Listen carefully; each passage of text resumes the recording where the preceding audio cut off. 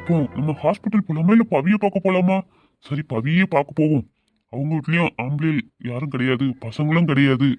நம்ம கொஞ்சம் வெடி ஸ்வீட்டு ட்ரெஸ் எல்லாம் வாங்கிட்டு போனா பவி ரொம்ப சந்தோஷப்படுவா. அப்படியே பவிய நம்ம வீட்டுக்கு கழிச்சிட்டு போனா நீலா ரொம்ப சந்தோஷப்படுவா. நமக்கும் பவிய பார்த்த மாதிரி இருக்கும்.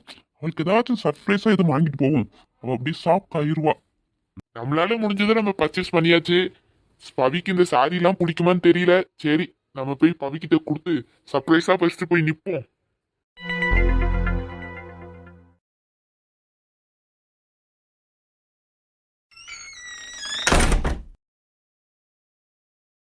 வீட்டுல யாரும் இல்லையாங்க? யாருப்பா? இந்த வரேன். வாங்க வாங்க டாக்டர் தம்பி. என்ன தம்பி தீபாவளி எதுமா எங்க வீட்டுக்கு வந்திருக்கீங்க? ஏமா, நான் உங்க வீட்டுக்கு வரக்கூடாதா? இல்ல தம்பி, தீபாவளி எதுமா எல்லாரும் குடும்பமா சந்தோஷமா இருப்பாங்க. நீங்க இங்க வந்திருக்கீங்களா, அதான் கேட்டேன். ஏமா, இதுவும் என் வீடு மாதிரி தானே, நான் வரக்கூடாதா?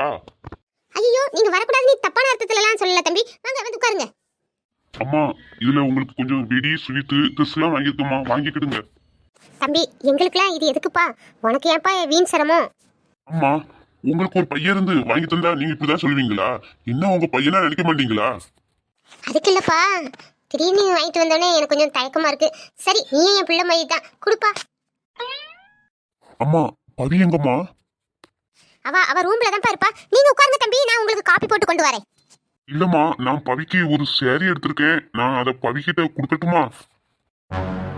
என்னம்மா அமைதியா இருக்கீங்க? நான் பவிக்கு சேரீ கொடுக்கறதுல உங்களுக்கு விருப்பம் இல்லையோ?